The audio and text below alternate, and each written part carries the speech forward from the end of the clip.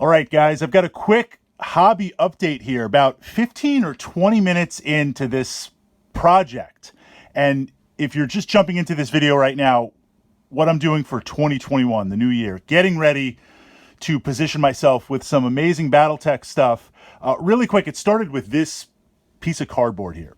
Bought a new TV, that was in the front, and I said, I got to do something with that. That's going to make a really interesting skirmish board. And then we've got some foam.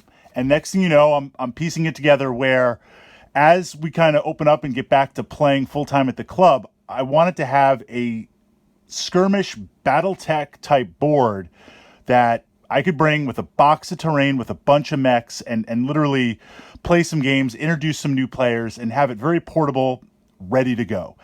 That led into Terrain City Fight to Hex City. This is an offering by Death Ray Designs. And that's where I'm working at right now. I've got some mechs. They're on the way. It's good that that's about a week or so out simply because I don't want to be overwhelmed and I want to tackle the terrain first. I've been working on the paint scheme for my mechs, but it's not definitive yet. It's going to kind of mirror what's going on with the city here. But I wanted to just kind of showcase really fast and say I've never built this type of laser cut card MDF type board terrain, and it's been really fun to put together. I haven't glued that part yet. I'm going to be working on some drilling out some LEDs. These went together in about like 4 minutes, 5 minutes each. Just really quick, really fast to go together. Fits perfectly. Popped out of the card flawlessly. Nothing on the sprues, nothing breaking. A lot of different buildings and varieties to work my way through, and I really couldn't be happier with just how this is turning out and how quickly the build is going together. And most important, or I should say more important, the heft behind it. One of the things I was looking for was this idea of club terrain, where not only are these going to be part of a set, but I plan to bring these to play every week. So they're going to be rolling out, setting up, getting put away, hopefully not getting knocked off the table, but a lot of interaction. So I wanted something that was solid, was going to hold up and paint up really well. And so far, this build is going amazing. I'm about a third of the way through. I did some of the big buildings first. One of the things I wanted to say in tackling this project, because the phases are going to be, phase one, get these built, primed and painted.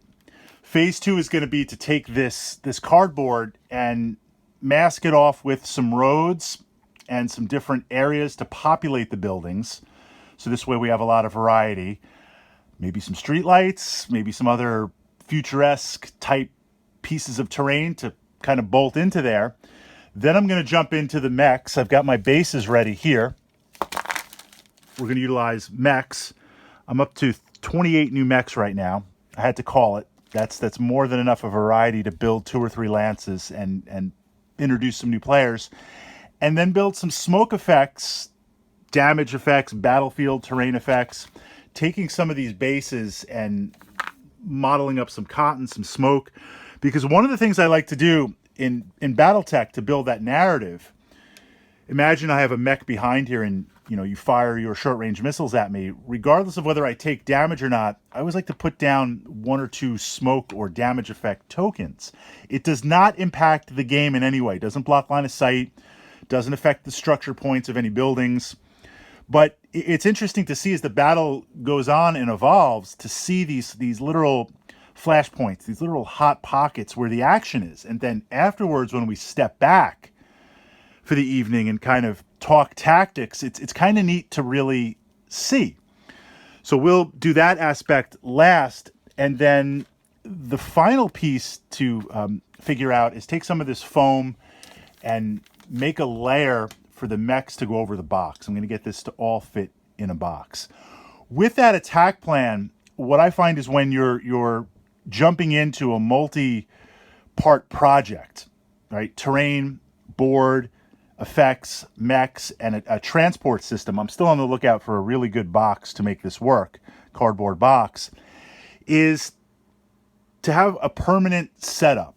even if it's just temporary. This is not my regular paint table or my regular hobby table, because I'm working my way through painting some God tier miniatures and some other shorter projects.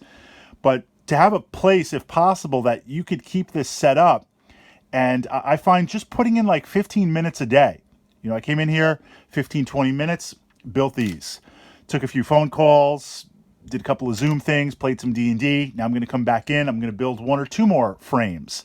And I find that if you can work on a project slowly, when I get my mechs, I'll paint 3 or 4, kind of go through that. I'll work on the basing.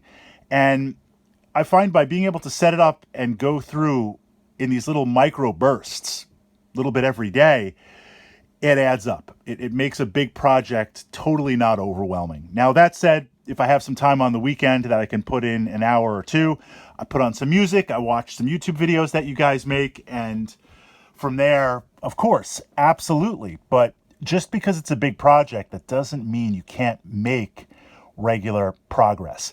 I find that only really works if there is no deadline. Excuse me.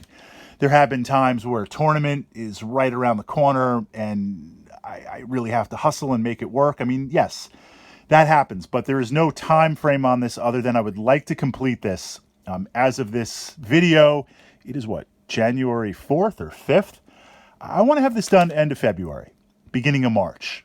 I think that's realistic. Maybe before, we'll see. It just depends. Again, I'm kind of locked down with the mechs. Can I control my impulse control with more mechs?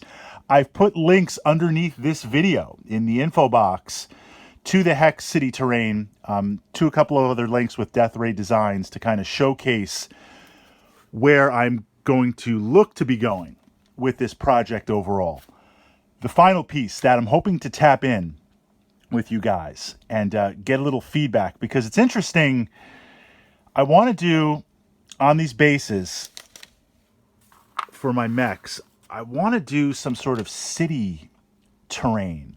I want to build this up to kind of be broken. Take the base. These are acrylic Death Ray design bases. Take these, layer something over to make it look like broken concrete or a street, and then do some striping, some street striping, some yellow and white lines, and maybe a couple of little laser burns and things like that. Really tie in the set. So I'm looking for some ideas for, I guess, a topper for this. I mean, I've never done that before. Most of my basing has been kind of the classic rubble or pulling in kind of generic Battletech basing, pulling in resin bases with 40K. I've never done real urban city fight type bases. So I'm on the hunt for some good ideas. And if you guys have any links to put down there in the info box and comments for me, that would be very much appreciated. You know, if you've got an album of some bases you've done or some tutorials, just to kind of tap into that, I definitely want to tie that in to have the mechs, tie into the terrain, tie into the board, and really try to pull together a really nice looking demo table. So next part, I'll have some more buildings. And once they're all built, I'll come back and show you guys the different buildings and some of the effects. And then we'll get them primed, we'll get them painted, and we'll get them to that level ready to go. Then we'll move on to the board, then we'll move on to the mechs, then we'll move on to the smoke effects. The only thing that might change that is the hotness of the mechs. If I, once I start opening them up, if I get pulled in, I might have to paint a few. We'll see. But I'm trying to stay focused, and more of these hobby updates to come.